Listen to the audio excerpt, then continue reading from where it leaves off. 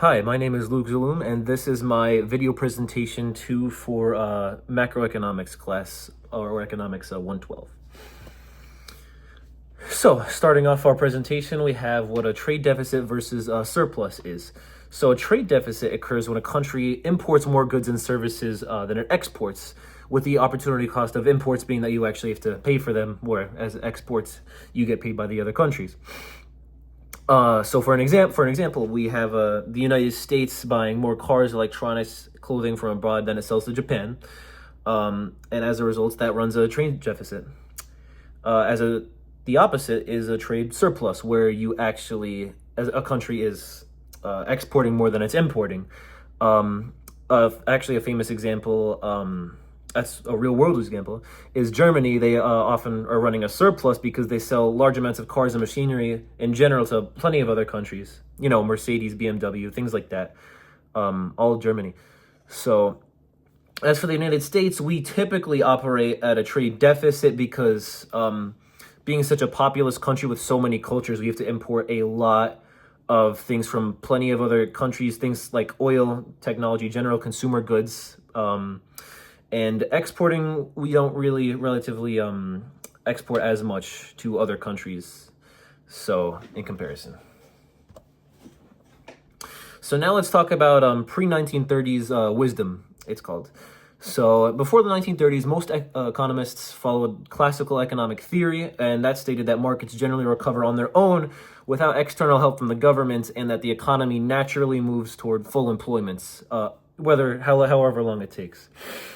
And according to this view, the government intervention was unnecessary, and if employment rose, wages and prices would eventually adjust downward to restore equilibrium. No matter how long it took, it would eventually happen, is what it stated. Now, this is where Keynesian economics comes in. So during the Great Depression, as a lot of people know, this theory it failed to explain continued unemployment and generally low demand. It was developed by John Maynard Keynes. I believe I'm pronouncing that right. And he argued that the economy sometimes needed government intervention to continue to prosper, specifically during recessions. And that was during those recessions, the government should be able to increase spending or cut taxes to boost demand and encourage economic recovery. Now, during the Great Depression, that was a definitely severe case of a recession, but a recession nonetheless.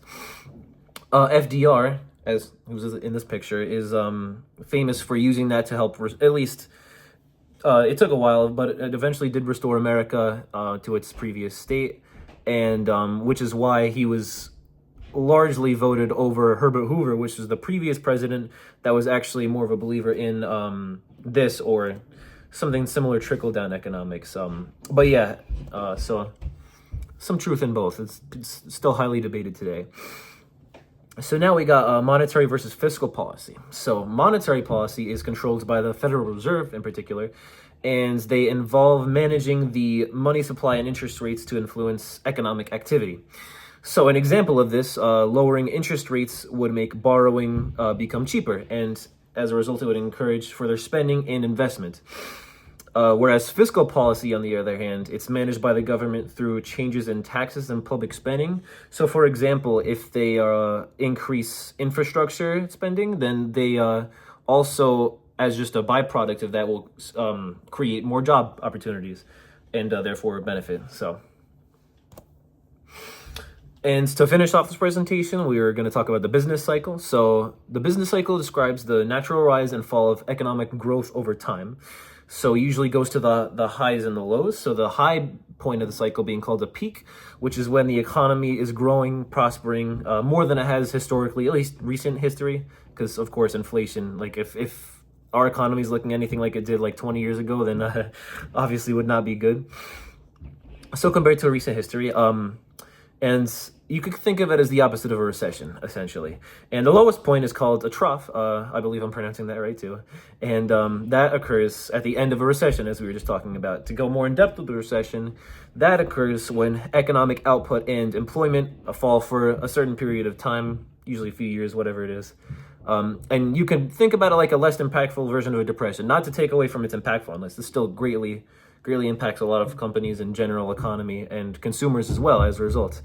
And on the other hand of recession, there's an expansion, which is when the economy grows, businesses are investing, job positions can continue to open. Just generally, everybody's kind of having a good time. The consumers, the businesses, companies, everyone involved is just just doing a lot better. And that's my presentation. Thank you for listening.